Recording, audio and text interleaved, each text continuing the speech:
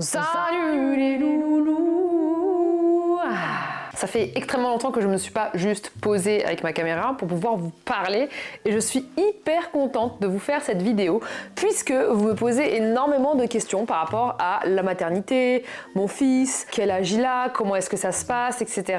Et il faut savoir une chose, c'est que je suis passionnée pour, premièrement, parler de ma vie, deuxièmement, parler de mon fils, troisièmement, parler de la maternité. Et je peux vous dire que j'en parle pas tous les 4 matins et il y a beaucoup de choses que je ne dis pas parce que je suis très pudique par rapport à ça, parce que je fais très attention à ce que je dis, parce que je mélange pas vie privée et vie publique, MDR, public, comme si je disais dans tous les magazines, mort de rire, pas du tout. Du coup, je me suis dit que j'allais faire une FAQ pour répondre à toutes vos questions puisque ça fait 2 ans et demi que j'ai accouché. Mon fils a 2 ans et demi.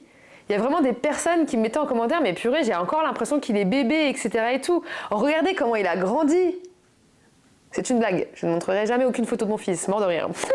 Mais en effet, il a grandi. En effet, je suis passée par plein d'étapes différentes et je vous en ai jamais parlé. Et je me suis dit que j'allais répondre à toutes vos questions, sans tabou, sans filtre, comme vous avez très bien l'habitude que je fasse, parce que je ne fais pas dans la langue de Wood. Exactly. Bref, en tout cas, cette vidéo est sponsorisée par la marque Yepoda. Oui, vous avez bien entendu, Yepoda. Yepoda, vous savez, la marque de Korean Beauty que vous voyez partout. Partout, on les voit partout, ils sont everywhere. Et ils sont aussi sur ma chaîne YouTube, et oui.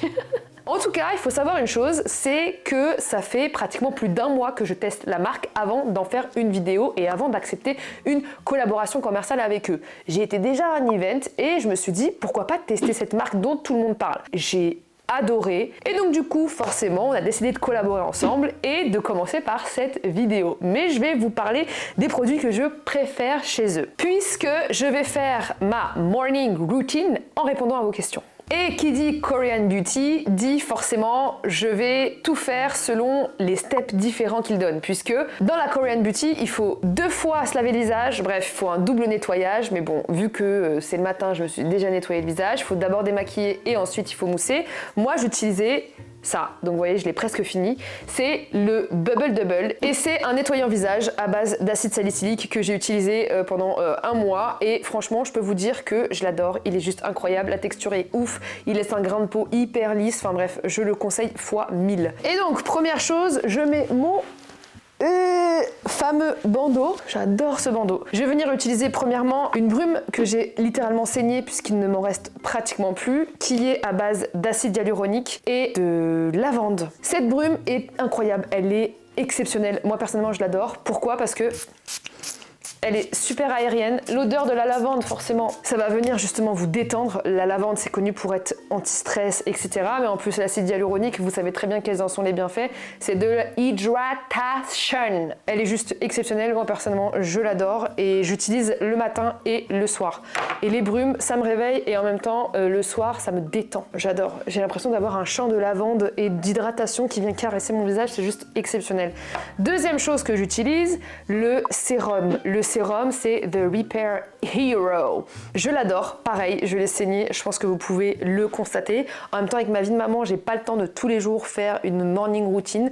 Je vous avoue que des fois, je la fais, des fois, je la fais pas. Mais c'est vrai que je fais très attention quand même à ma peau, parce que je sais pas si vous savez, mais j'ai extrêmement peur de vieillir. Enfin bref.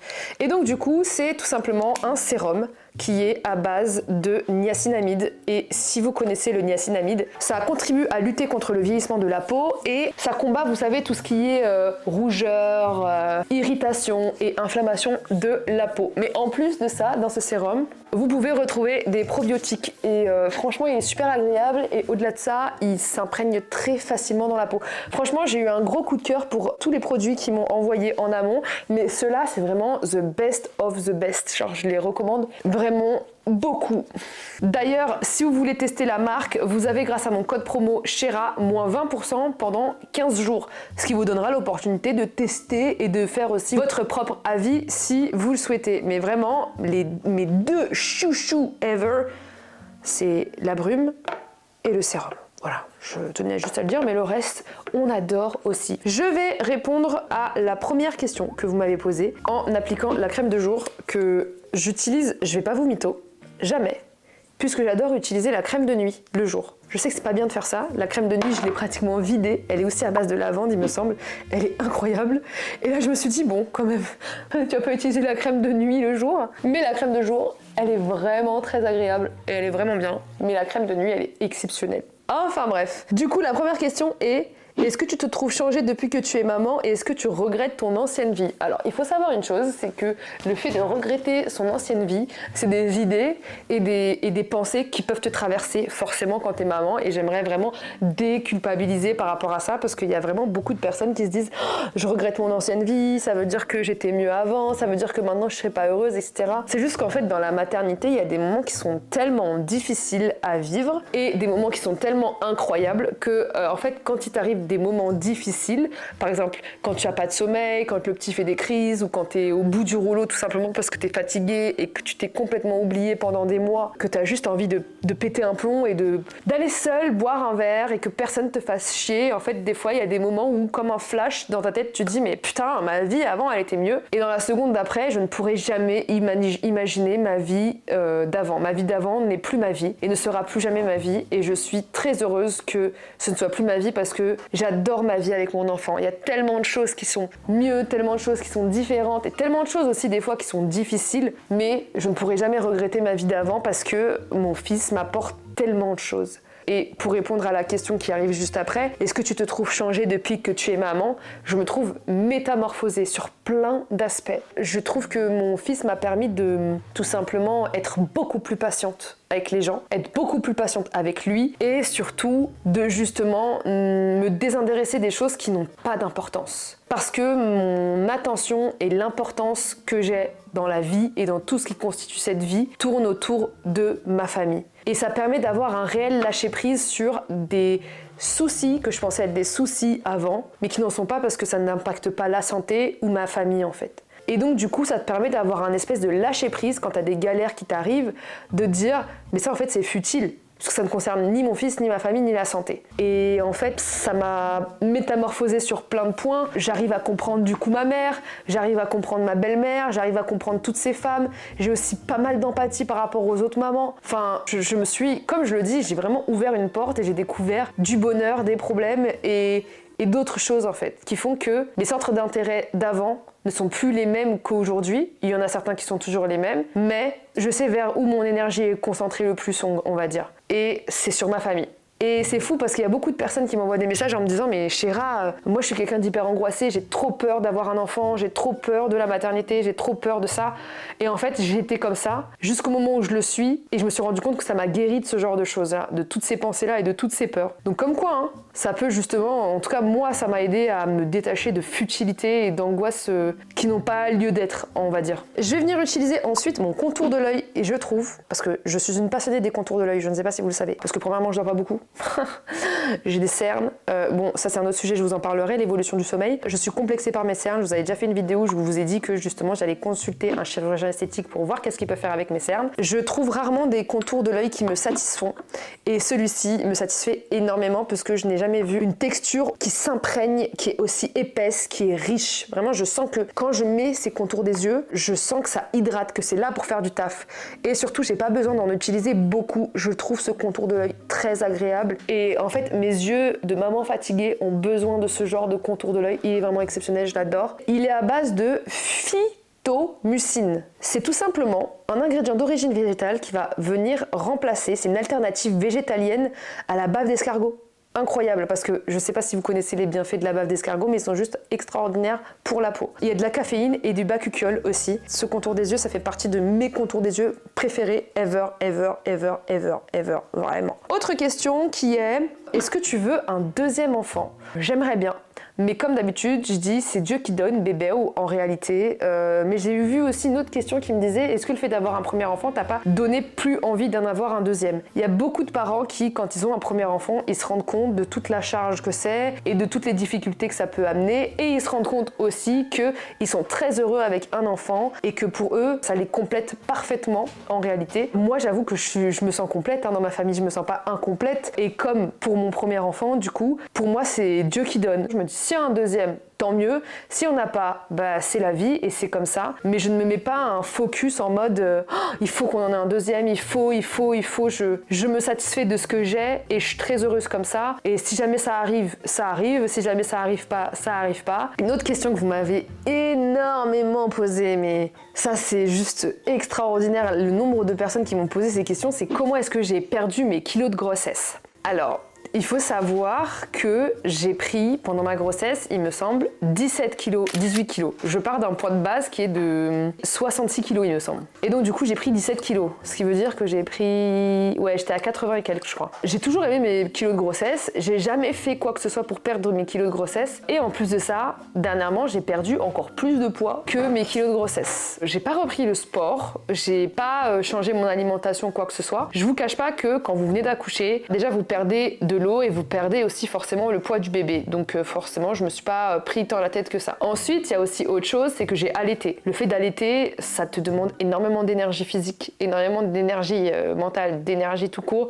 J'ai allaité pendant 8 mois mon fils, jusqu'à ce qu'en fait, il fasse la diversification alimentaire. Donc il commence à manger des choses solides. Je vais vous raconter la fin de mon allaitement. J'étais à la fois heureuse que ça se termine et à la fois triste. Et en fait, on s'est regardé d'un commun accord avec mon fils. C'est pendant la dernière tétée et je le regardais en mode, on sait que c'est la dernière tétée, donc j'en profite. Je me souviens, j'avais même pris des photos et tout. J'étais un peu triste, en vrai, puisque c'est un lien spécial quand t'allaites. Enfin bref, c'est tout un truc. Moi, j'ai adoré mon allaitement, même si, comme je vous ai dit dans une de mes vidéos, le début de mon allaitement était extrêmement compliqué. J'ai limite eu une sage-femme qui m'a dit « mais c'est impossible que vous allaitiez avec vos tétons », parce qu'en fait, j'ai des tétons qui sont plats. Et donc, du coup, j'ai réussi à allaiter. Donc, s'il y a des mamans qui me regardent et qui ont du mal à allaiter et qui ont envie d'allaiter, je vous jure, renseignez-vous, allez voir d'autres sage-femme, allez voir votre PMI. C'est la PMI qui m'a aidée, hein, vraiment. C'est la dame de la PMI qui m'a dit « mais madame, si vous avez envie d'allaiter, allez-y. Vous pouvez, c'est pas parce que vous avez un téton plat que vous ne pouvez pas allaiter. » Je me mettais une pression folle parce que j'avais vraiment envie d'allaiter mon fils. Je savais que j'en étais capable, mais des fois, ça avait des répercussions sur mon corps puisque j'avais des engorgements, parce que mes seins se gonflaient, j'avais des mastites aussi.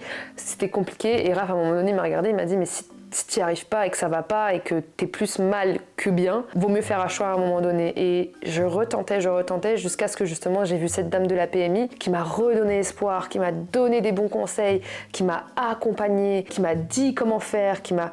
Tu vois ? Et en fait, ça a été une collaboration avec mon fils aussi. En vrai, cet allaitement, c'est pas que grâce à moi, c'est aussi grâce à lui qui a été persévérant dans sa volonté de vouloir téter. Enfin bref. Et donc du coup, en fait, quand vous allaitez, vous perdez du poids parce que forcément, votre corps brûle énormément de calories à ce moment-là. Et l'allaitement, ça fait dégonfler. Enfin, c'est ce qu'on te dit. Hein. Je sais pas comment le prouver scientifiquement. N'hésitez pas à me dire en commentaire. Mais en tout cas, c'est vrai que l'allaitement, ça fait maigrir. Mais je l'ai pas fait pour maigrir, hein, pas du tout. Et ensuite, j'ai mis du temps à perdre mes kilos de grossesse. J'ai mis pratiquement 2 ans à reprendre mon poids de base. Et en fait, comme je vous ai dit, j'ai eu une gastro, j'ai eu une grippe, ça m'a fait perdre du poids, mais ça m'a fait reprendre. Mais du coup, je saurais pas comment vous expliquer. J'ai pas fait de régime. En fait, je me casse pas la tête. J'ai même fait un réel en me disant, je ne me casse jamais la tête par rapport à mon poids, puisque je ne complexe pas de mon corps. Mon corps, je l'aime avec ses variations de poids, quand je perds du poids, quand je prends du poids. Il n'y a pas un moment donné où mon corps, je me dis, oh, c'est pas grave, je suis une femme. Il y a des moments où j'ai un tout petit peu plus de poids, il y a des moments où j'en ai un peu moins, mais je me pose pas trop de questions. J'ai un vrai lâcher prise aussi par rapport à mon poids. Mais vous m'avez posé pas mal de questions par rapport à la perte de poids, puisqu'en effet, je suis descendue à 64. Je suis pas malade, j'ai rien. Vous êtes aussi beaucoup inquiétés pour moi. Mais non, j'ai pas de remède miracle, hormis que ma perte de poids n'a pas du tout été ma priorité à la sortie de ma grossesse. Je savais très bien que j'allais retrouver mon poids de base. À un moment donné, je me posais pas tant la question que ça. Donc j'ai pas de remède miracle. J'ai kiffé mon corps à chaque stade, même quand on me disait que j'étais grosse à la sortie de mon accouchement. Vraiment, les gens, c'est des enfoirés, hein. Enfin bref, du coup maintenant je vais venir appliquer mon SPF parce que j'ai essayé de prendre des bonnes résolutions pour pas que mon visage vieillisse. Je le protège beaucoup du soleil et Yepoda ils ont un super SPF, c'est le SPF BFF, moi je le prends en 50. Je vous explique, vraiment j'ai une peau qui a besoin d'être protégée, d'ailleurs toutes les peaux ont besoin d'être protégées et vous savez très bien que tout le monde vous parle de SPF maintenant. Il est protecteur donc du coup parce que c'est un SPF et à la fois il est aussi hydratant puisqu'il y a de l'acide hyaluronique et du squalane végétal. Et on va passer à la prochaine question. Ton fils a quelle personnalité? Est-ce que tu trouves que ton fils te ressemble? Parce que maintenant en fait mon fils il a 2 ans et demi, donc il parle, il fait des trucs de garçon, il aime pas qu'on dise que c'est un bébé, attention. C'est-à-dire que quand on lui dit « Oh t'es un bébé !» il dit « Non, je suis un garçon !» Il est vraiment à fond quoi. Et je trouve ça très bien en vrai parce que ça veut dire qu'il a envie de grandir, qu'il a envie de s'émanciper. Mon fils est Verseau, donc en vrai il est très indépendant, il court partout, il bouge partout, il est très joyeux, il est très drôle.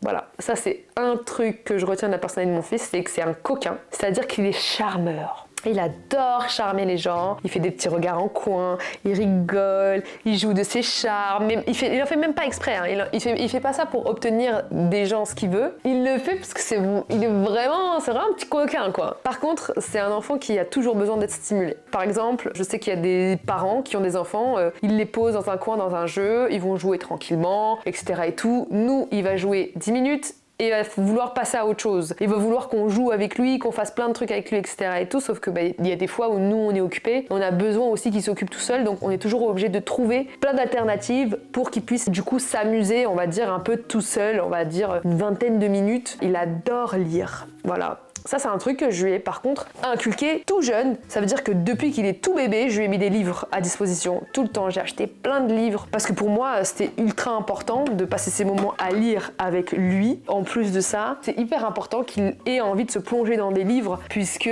c'est là qu'on apprend plein de trucs, c'est là qu'on se fait un monde imaginaire. Je trouve que ça cultive tout l'univers créatif et imaginatif d'un enfant. Et c'est des livres tout bêtes, hein, en vrai. Il est fan de Peppa Pig, il est fan de Toy Story aussi. Qu'est-ce que je pourrais dire? C'est un enfant honnête, c'est un enfant qui est jaloux. Ah, on touche pas à sa maman, on touche pas à son papa. Je pourrais vous dire tellement de choses sur mon fils. Il est très câlin, il a ce besoin de faire plaisir, il aime bien, il adore, il est dans le partage. Et j'espère qu'on va continuer de lui inculquer toutes ces bonnes valeurs et tout ce qu'il y a de plus bon en lui. Mais c'est vrai qu'aussi j'aime bien lui montrer que dans la vie, il faut pas qu'il se laisse faire. Je suis très dans si quelqu'un te fait mal, tu lui dis une première fois. Et si jamais, en gros, la première fois ça ne passe pas, à un moment donné, il faut se défendre aussi. Je sais qu'il y a des parents qui sont peut-être pas d'accord avec ma manière de faire, mais chacun élève ses enfants du mieux qu'il peut. D'ailleurs, j'en ai parlé dans l'échange que j'ai fait avec Carlito sur ma chaîne, parce que lui, il a une vision qui est complètement différente. Du coup, c'est trop marrant qu'on échange tous les deux sur nos stratégies pour faire en sorte que les enfants puissent se sentir bien en communauté et pas non plus se laisser marcher sur les pieds ou laisser les critiques des autres enfants l'atteindre, puisque moi, en réalité, le fait que mon fils ait des échanges avec les autres plus tard et qu'il se retrouve confronté à la méchanceté des autres ou qu'il se retrouve confronté à l'école, en fait, à toutes ces choses négatives qui peuvent exister à l'école, ça me terrorise. J'essaie vraiment de l'armer le plus possible dès le plus jeune âge au non, au j'ai pas envie, au je ne veux pas, au fait de répondre aussi si jamais il n'est pas content, de le dire et de s'exprimer. Et c'est pour ça que mon fils, avec Raph, depuis le début, on lui a jamais parlé comme un bébé. On lui a toujours parlé comme un être humain. On l'a jamais minimisé ce qu'il ressent. Je ne minimise rien avec mon fils. Pour moi, tout ce qui sort de sa bouche est important. Ouf, je me suis grave allée loin. Mais du coup, voilà. Est-ce que mon fils me ressemble? Oui, mon fils me ressemble. Et en fait, le truc, c'est comme je ressemble à Raph et que Raph me ressemble, du coup, forcément, c'est un peu compliqué de savoir à qui il ressemble le plus. Mais je sais qu'il me ressemble beaucoup. Beaucoup. Il a mes cheveux. En fait, j'ai l'impression, vous savez les cartes là que vous bougez et que ça fait deux images à la fois. C'est mon fils. Des fois, il ressemble un peu à son père, des fois, il me ressemble un peu et ça varie comme ça. C'est trop bizarre, enfin bref. Mais je rebondis sur une autre question qui est pour ou contre les écrans pour les enfants. Alors ça, je sais que c'est tout un débat et je sais qu'on aime faire tout un débat pour tout, mais moi, je suis quelqu'un d'extrêmement, du coup, je suis devenue plutôt quelqu'un d'extrêmement nuancé. C'est-à-dire que, en gros, il m'arrive de mettre mon fils devant des dessins animés, mais de manière totalement modérée. Il y a une consommation des écrans qui est modérée, voilà. C'est-à-dire que parfois, je suis fatiguée, je suis au bout du rouleau, ou alors tout simplement, je vais être malade ou autre, et il va y avoir des fois où je suis obligée d'aller cuisiner et que la pièce forcément de la cuisine ne se trouve pas dans la pièce du salon ou dans la pièce où il y a mon fils. Et je me dis, tiens, je vais le mettre devant un petit dessin animé en attendant que je puisse faire autre chose, en sachant qu'il soit tout simplement dans un environnement qui est tout à fait safe et que du coup, il va pouvoir regarder ses dessins animés tranquilles. C'est aussi un plaisir pour lui de le faire. Moi, quand j'étais petite, j'étais un enfant télé. J'étais vraiment une très grande consommatrice de télé, très jeune, très petite, parce qu'il n'y avait pas toutes les informations qu'on avait sur les répercussions des enfants écrans, etc. et tout. Mais j'ai pas forcément le sentiment que ça ait fait de moi un enfant pas bien ou autre, qui ait pas d'imagination ou de créativité ou quoi que ce soit. Je dis pas qu'il faut mettre ses enfants et les agglutiner devant la télé et dire que c'est une solution tout le temps. Je dis juste qu'en fait, il faut savoir que dans la vie, tout à excès est mauvais et que si on peut limiter les écrans à nos enfants, c'est bien. Mais nos écrans régissent notre vie. On se trimballe en voiture, il y a un écran avec une pub. On va dans le métro, il y a des écrans avec des pubs, il y a des écrans partout. Alors si on les diabolise, dans le monde dans lequel on vit actuellement, c'est, je trouve, contre-productif, en tout cas pour l'éducation de nos enfants, parce qu'ils existent. Parce que nous sommes nous-mêmes avec nos téléphones, nous sommes nous-mêmes face à des écrans. Moi-même, là, je suis face à un écran, c'est l'écran de moi-même, et vous-même, vous êtes face à un écran. Donc moi, j'explique à mon fils que regarder trop la télé, c'est pas bien, mais de temps en temps, donc on s'autorise un jour dans le week-end à se dire qu'il a 30 minutes de télé, ou on s'autorise des fois à se dire je suis au bout du rouleau, je suis pas bien, j'arrive pas à échanger, j'arrive pas à jouer. Bon, je le mets 15 minutes devant un écran et je souffle, juste le temps d'être une meilleure maman après. Je sais pas comment vous expliquer. En tout cas, c'est moi ma perception des choses. Moi, je suis pas là pour vous endoctriner dans quoi que ce soit ou quoi qu'est-ce. Chacun a sa vision des choses. Chaque parent est différent. Chaque parent a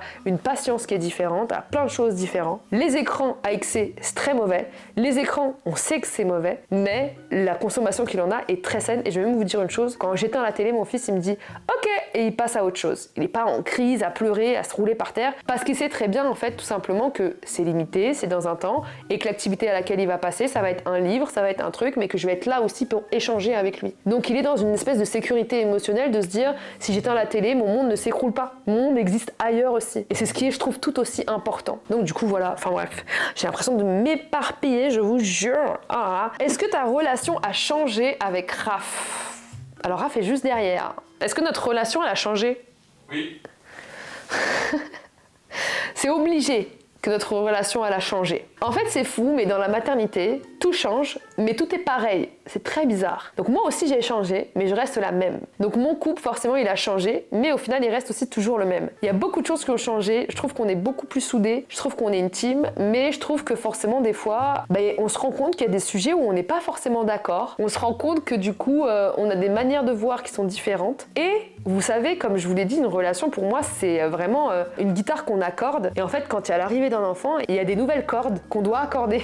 Et on les découvre. Et c'est d'autres choses qu'on découvre. Déjà, on se découvre nous-mêmes en tant que parents. Donc ça peut faire ressortir des fois le pire, des fois le meilleur de nous-mêmes, mais aussi chez l'autre. Donc forcément, on découvre une personnalité des fois qui peut être différente aussi chez l'autre. Mais c'est ce qui est intéressant, parce qu'au final, du coup, tu fais évoluer ton couple. C'est pas que ça a changé, c'est que ça a évolué. C'est qu'il y a des aspects qui sont complètement différents, que moi, je découvre en tant que papa, en tant qu'homme. Avant, je le connaissais, mais pas en tant que papa. Et c'est ce qui, je trouve, est extrêmement intéressant au final. Notre relation, elle a juste une dimension en plus, un spectre en plus, qui est celle de la parentalité. Ça veut dire qu'avant, on était lui, moi, nous, un couple. Maintenant, on est lui, moi, nous, un couple et des parents. Mais c'est vrai qu'il y a certaines périodes qui sont plus difficiles que d'autres. En fait, si vous voulez, c'est pour ça que c'est pour moi important de faire cette vidéo, c'est que on pense qu'au tout début, quand tu viens d'accoucher, c'est dur. Quand tu viens d'avoir un enfant. Mais il y a d'autres périodes de l'évolution de ton enfant où c'est très dur. La période des 2 ans, là, c'est une période qui est extrêmement compliquée. Pourquoi? Parce qu'on arrive au fameux Terrible 2.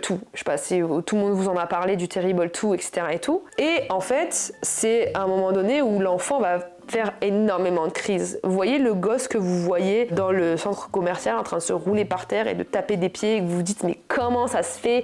Les parents l'ont pas éduqué, blablabla. Bla bla bla. Ce genre de remarques qu'on s'est tous faites un jour ou l'autre avant d'être parents. C'est vraiment un enfant qui fait une crise, s'il est aux alentours de 2 ans et qui a un Terrible 2 ou qui vit un Terrible 2. C'est un moment où le cerveau de l'enfant est tellement immature, mais par contre toutes les émotions qu'il ressent vont être justement comme une bombe dans sa tête, dans son cœur, dans tout. Et des fois, sa seule manière de s'exprimer va passer par tout ce qui est violent. Donc des cris, des pleurs, des larmes, des coups. Et tout va se transformer en crise pour un oui, pour un non. Et on peut avoir des périodes de Terrible 2 où il y a tout le temps des crises pour un oui, pour un non. Et en fait, il y a beaucoup de personnes qui se disent mais en fait c'est des caprices, c'est des trucs. Non, il y a beaucoup de choses qui, en tout cas moi, de ce que j'en retiens et de ce que j'ai pu lire, etc., c'est que c'est tout simplement un trop plein d'émotions avec une immaturité cérébrale qui fait que l'enfant n'arrive pas à gérer ses émotions. Moi, quand je suis en colère, je vais me dire, je sais que c'est la colère. Je le mets quelque part, je sais comment je dois réagir avec la colère, je dois essayer de me calmer, je dois essayer Eux, ils savent pas tout ça. Donc c'est très difficile de leur expliquer les émotions, comment les gérer, comment gérer la frustration, comment gérer en fait tous les aspects négatifs de la vie. Puisqu'ils commencent à les confronter à partir de ce moment-là en fait. Et du coup, forcément, l'âge des 2 ans est un âge qui a son lot de difficultés. Et en fait, il y a beaucoup de personnes qui pensent que c'est le début le plus dur. C'est dur tout le temps et facile tout le temps. En fait, au début, c'est ultra facile parce que ton enfant, il dort à la moitié du temps et en plus de ça, il dort, tu le mets dans le lit, tu le poses dans le lit, il gazouille, etc. et tout. Mais c'est compliqué parce que tu as du mal à récupérer avec ton corps, il se réveille beaucoup dans la nuit, il pleure beaucoup, il a les régurgitations, etc. etc., etc. Quand ça passe, tu te dis, t'as un peu de répit. Boum, il y a une autre période qui arrive, la régression du sommeil à 7-8 mois. Wouh. Alors là, il veut plus du tout dormir, tu mets 1 heure à l'endormir, mais il fait 15 minutes de sieste, et ça c'est tout le temps, et la nuit il dort pas, il se réveille toutes les 5 minutes. Enfin bref. En fait, dès que vous avez un moment de répit dans votre maternité ou paternité, profitez-en. Puisqu'il va y avoir un autre step où ça va être compliqué. Et nous, on commence à rentrer dans l'âge des 2 ans, 2 ans et demi, etc. et tout. Et c'est la révolution. Et encore, je trouve qu'on a un enfant qui est relativement serein, relativement calme. Quand on lui explique, il comprend. Quand il hurle, etc. et tout, on n'est pas là en train de l'incriminer, etc. et tout, on comprend. Et on lui dit que nous aussi, des fois, on n'est pas content. Nous aussi, des fois, on crie. Nous aussi, des fois, ça va pas. Et en fait, on essaye, en tout cas, de gérer ça. Mais du coup, forcément, ton couple aussi passe par toutes ces différentes phases. Et c'est ça aussi qui est des fois compliqué. Donc, du coup, tu découvres des nouvelles facettes de toi, tu découvres des nouvelles facettes aussi de la personne avec qui tu es. Ma relation avec Raph, elle a changé, je dirais pas qu'elle a changé, je dirais qu'elle a évolué, mais je dirais qu'en fait, des fois, t'es pris dans un tourbillon qui fait que t'oublies ton couple et que t'es que parent. Et ça peut être un piège. Et nous, je sais que ça nous est déjà arrivé par certaines périodes de se dire, en fait, on n'est plus un couple, hein. On est en pilote automatique. Et c'est là que ça peut ne pas très très bien aller, et que ça c'est déjà pas très bien allé, hein, on va pas se mentir. On a traversé des périodes de crise, mais la plus grande force qu'on a, Raph et moi, c'est qu'on communique énormément. Et pour le coup, ça aide beaucoup. Donc moi, le conseil que je donne aux jeunes parents, aux parents, c'est de communiquer beaucoup, tout le temps. Tout le temps. Tant avec votre couple qu'avec vos enfants. Toi, Raph, tu trouves que notre relation, elle a changé ? Oui. Mais en quoi ? La relation elle a changé parce que on pense moins à nous. Ah ouais, ça c'est clair. Tu vois, déjà on pense moins à nous. C'est moins nos petits plaisirs, c'est vraiment genre si on a le temps. Tu vois ? Oui, c'est vrai. Donc ça déjà ça a changé parce qu'avant on faisait ce qu'on veut quand on voulait. Ouais. Donc du coup ça il faut les prendre sur soi, il faut apprendre aussi. Ouais, c'est vrai. À passer en dernier. Ouais. Et encore plus pour l'homme. Ah oui, parce que c'est dans la hiérarchie d'une maison avec des enfants, c'est l'enfant à 90%, ensuite t'as la maman qui reste 9% et t'as 1% pour le papa. Et le chien. Ah putain, c'est vrai, il y a le chien, il y a plus que moi le chien. Non, c'est pas vrai. Il y a 7% pour la maman, 2% pour le chien et 1% pour moi. Oh. Non mais en gros oui ça a changé forcément et en plus de ça t'es plus fatigué le soir. Donc du coup tu communiques moins. Attends, il y a cette question aussi qui est au niveau de la sexualité. Ouais, tu t'attends à quoi mon grand, tu vas faire un enfant. Tu crois qu'après t'as envie de... Hein? C'est vrai qu'il y a des périodes où tu as beaucoup plus envie de dormir que beaucoup plus envie de partager et avoir des plaisirs charnels avec l'autre. Mais je trouve que... Non, en vrai, ça va. Nous, en vrai, je trouve que ça va. Vraiment. Et je trouve même qu'on s'est redécouvert. En fait, il faut juste se dire qu'il faut s'octroyer du temps à deux. Absolument. En fait, quand t'es parent, il faut que dans ton planning, tu mettes un restaurant, un dîner, une soirée en amoureux, oui, il faut se forcer à etc. sortir. Il faut sortir à faire les choses. Non, il faut se forcer à s'octroyer du temps à deux pour pouvoir justement faire revivre la flamme. Oui, parce que souvent on se dit, vas-y. Parce que sinon tu fais revivre la flemme. Oui, mais c'est surtout ça. Surtout des fois, tu as du temps, tu dis, frère, j'ai déjà pas beaucoup de temps pour moi, laisse-moi passer du temps pour moi. C'est vrai. Et donc, du coup, ça veut dire qu'en plus, faut s'organiser. Tu veux passer du temps pour toi et pour ton couple. Donc, du coup, là, t'as encore moins de temps pour les deux, des fois, il faut choisir. Ouais. C'est pour ça que des fois, je te dis, il faut se forcer. Soit tu te forces à toi sortir de ton côté, ce que tu dis, écoute, là, je me suis un peu négligé, donc du coup, il faut que je me force à sortir. Ouais. Ou soit tu te dis, écoute, là, on est fatigué, mais viens, on se force. Ouais. On se fait une petite soirée, pizza. Mais tu sais que moi, ça m'a aussi beaucoup isolée de mes amis. Hein. Ça veut dire qu'il faut se forcer à aller les voir. Il faut se forcer à se dire, une fois par semaine, j'ai un moment pour moi. Une fois par semaine, j'ai un moment avec mon couple. Et une fois par semaine, j'ai un moment, on va dire, avec un ami ou une amie. Et ça, pendant longtemps, moi, j'ai été piégée. Parce que j'avais pas ça. J'avais juste mon travail et mon fils. C'était juste le plus important. Et forcément, parce qu'il y a une deuxième question qui est, est-ce que vous avez déjà connu le baby clash et la remise en question de votre couple ? Absolument. On l'a déjà vécu, le baby clash avec Raph, où on faisait que se disputer, où on pouvait pas se supporter. supporter, où on s'est posé la question de se dire est-ce qu'on est fait pour être ensemble? Est-ce qu'on va continuer à être ensemble si on est malheureux, si on fait que se gueuler dessus, si la moindre des échanges qu'on a, c'est des échanges qui sont négatifs ou qui sont que liés à l'enfant? Et franchement, c'était des périodes qui étaient très dures. Mais encore une fois, comme j'ai dit, à partir du moment où vous communiquez et que vous mettez un doigt dessus en disant bon, écoute, ça c'est le baby clash, c'est parce que voilà, c'est trop compliqué, c'est parce que aussi on est fatigué. Quand t'es fatigué, c'est un délire aussi. Pour toi, tout est une crise de nerfs en réalité. Donc, du coup, voilà. Mais c'est surtout, on m'a posé la question de me dire est-ce que je dors mieux? Alors, il faut savoir une chose, c'est que mon fils se réveille à 5h30 tous les matins. J'ai cru que j'allais m'en sortir, mais quand il était beaucoup plus jeune, il se réveillait tout le temps, il avait des problèmes de sommeil, et maintenant il se réveille à 5h30 du matin, 6h du matin des fois même. Les gars, 6h. Ma journée elle commence à 6h. On est sur les rotules. Il a 2 ans et demi, il se lève à 6h, j'en pouvais plus. Mais bon, écoutez, on s'arme de patience en se disant peut-être qu'à un moment donné, il va comprendre qu'il faut se coucher un petit peu plus, on essaie de lui faire comprendre, etc. Mais au niveau du sommeil, on va dire que mon problème s'est réglé à 20%. Non, j'abuse, à 50%. Mais de toute façon, quand t'es parent, je trouve que tu dors plus jamais bien de ta vie, pardon. Parce que même si ton enfant est ado, tu continueras à penser à lui. Tu dormiras mieux, mais pas comme quand t'avais pas de gosse. Voilà, c'est la chose super, là je vous donne envie, hein. Boum. Non mais au-delà de ça, ça t'apporte tellement de bonheur que du coup ça c'est secondaire, vraiment. Autre question qu'on m'a pas mal posée, qui est du coup, attendez, ça c'est un produit que j'ai jamais testé, du coup, vous voyez je suis pas une métaux, c'est le dégonflant pour les yeux. Oh j'adore, oh j'adore comme c'est fait, en plus il y en a plein, oh j'adore comme c'est fait, oh je kiffe. Donc j'utilise la spatule. Il y a beaucoup de gens qui me disaient que ça, je le portais à l'envers. Donc c'est comme ça, c'est ça? Ah ouais, c'est vrai que ça se porte mieux comme ça. Ah j'adore. Moi de toute façon, tout ce qui est contour de l'œil, c'est une passion, hein, vraiment. Donc, qui est une autre question qui est... Est-ce que tu culpabilises quand tu fais garder ton enfant? Alors ça, c'est une vraie question et c'est une très très bonne question. En fait, ça dépend.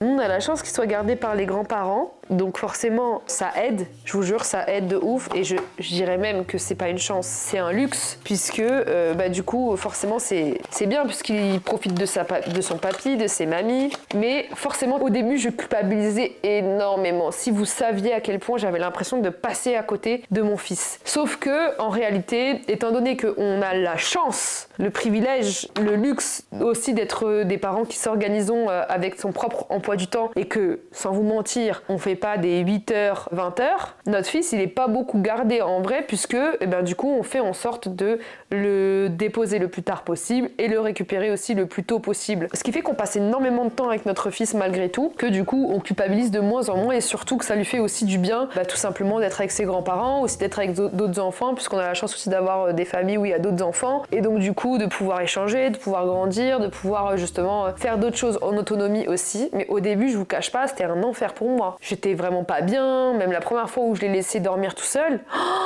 Bon, par contre, ça c'était genre j'avais l'impression de littéralement revivre seule et que c'était incroyable. Mais j'avais quand même la culpabilité de me dire que je suis sans mon enfant. Et ça, c'est horrible. Mais je pense qu'il faut passer au-dessus et se dire, à un moment donné, en fait, tes enfants, tu les fais aussi pour qu'ils puissent un jour vivre seuls. Et en même temps, si tu veux être une personne épanouie, en tout cas, il va falloir aussi que tu trouves ton épanouissement aussi quelquefois seul. Et puis surtout, forcément, tu as besoin de travailler pour pouvoir continuer à nourrir la baraque. Donc, à un moment donné, il n'y a pas le choix et tu es obligé de le faire. Et que, en gros, si tu restes tout le temps avec ton enfant, en tout cas moi dans mon cas, il faut que je travaille pour gagner mon pain. Je me dis que c'est normal, mais je fais tout en sorte pour passer un maximum de temps avec mon fils et de passer aussi du temps de qualité avec lui. Du coup, voilà. Mais je comprends absolument la culpabilité parce que je l'ai vécu, mais en réalité, moi je dis que chaque parent fait de son mieux. Et à partir du moment où chaque parent sait qu'il fait de son mieux, ça aide, je vous jure. Donc là, si vous me regardez à travers votre caméra et que vous culpabilisez, sachez que si vous culpabilisez, déjà, c'est que vous faites de votre mieux. Du coup, voilà. Qu'est-ce que tu préfères le moins dans la maternité ou qu'est-ce qui est le plus dur? Le plus dur, c'est que tu penses plus que à toi. Et moi, ça me manque de penser qu'à moi. C'est la seule chose qui me manque. Me dire, je pense qu'à moi. Je fais que ça, que pour moi, tu vois? C'est la seule chose. Mais sinon, en fait, je m'en fous. Arrives-tu à passer assez de temps avec ton fils malgré ton activité professionnelle? Il faut savoir que mon activité professionnelle est dite atypique. Bon, il y a de plus en plus de créateurs de contenu, on va dire, en France, etc. et tout. Mais c'est ce qui fait que t'as pas forcément de temps off, de temps mort, vu que t'es tout le temps connecté, tu postes tout le temps des stories, tu regardes tout le temps des trucs, t'es tout le temps actif, on va dire. Mais pour le coup, comme je l'ai très bien dit dans la vidéo aussi avec Carlito, c'est que moi, dès que je suis avec mon fils, mon portable est retourné. Mes équipes savent très bien que je ne travaille plus. Les clients avec lesquels je travaille, donc du coup les marques avec lesquelles je travaille, savent très bien que je ne suis plus disponible et que je n'ai pas à l'être. Qu'on me mette de la pression extérieure ou autre, bon, pour moi je passe pas par 40 000 chemins. Pour moi il n'y a aucune urgence parce qu'à partir du moment où il est 17h30, je ne travaille plus, je n'existe plus.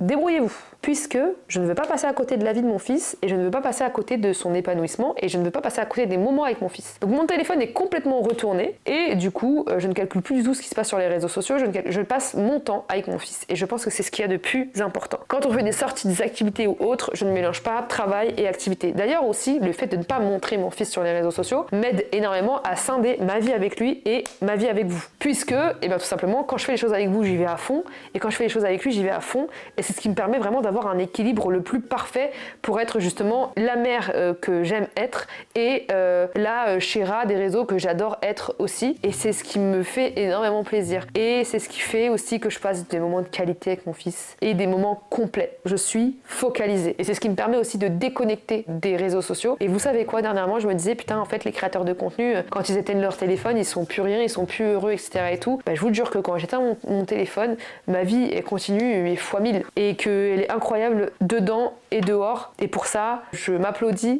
hein. Désolée, hein, ça fait un peu la meuf qui se lance des fleurs, mais je vous jure que c'est très compliqué quand elle est créatrice de contenu et maman de justement réussir à jongler avec les deux. Et je trouve qu'en tout cas pour le moment, grâce à Dieu et je touche du bois, je gère assez bien.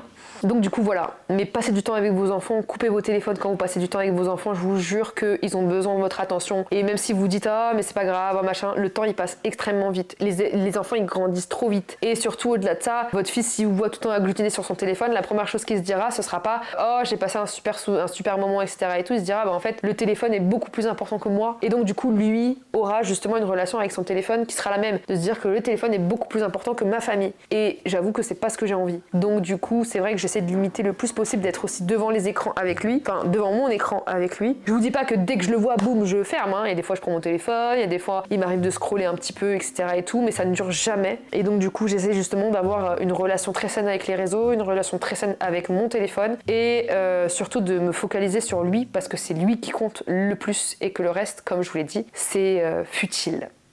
Voilà, bon bah écoutez, j'espère que vous avez kiffé cette vidéo. N'hésitez pas à me dire en commentaire ce que vous pensez de tout ça, parce que franchement, les commentaires par rapport à la maternité, c'est vraiment des commentaires que je lis. Enfin, je lis tous vos commentaires déjà, hein, mais c'est vraiment que c'est des sujets où quand je vois qu'il y a d'autres débats, d'autres parents, etc. et tout, je trouve que ça crée une cohésion de groupe qui fait que bah du coup, on est tous un peu passionnés, on a tous envie d'avoir les ressentis, le vécu de chacun, etc. et tout. Donc voilà, j'embrasse toutes les mamans qui me suivent et tous les papas qui me suivent. Je tenais vraiment à vous remercier. Je sais pas, vous êtes adorables à chaque fois. Et puis surtout, je trouve que vous êtes très respectueux, donc vraiment merci. Et n'hésitez pas, si vous voulez tester la marque Yepoda, vous avez le code Chéra qui vous donne moins 20% sur le site pendant 15 jours. Donc du coup, voilà. Sur ce, comme d'hab, je vous aime fort et je vous fais de gros bisous.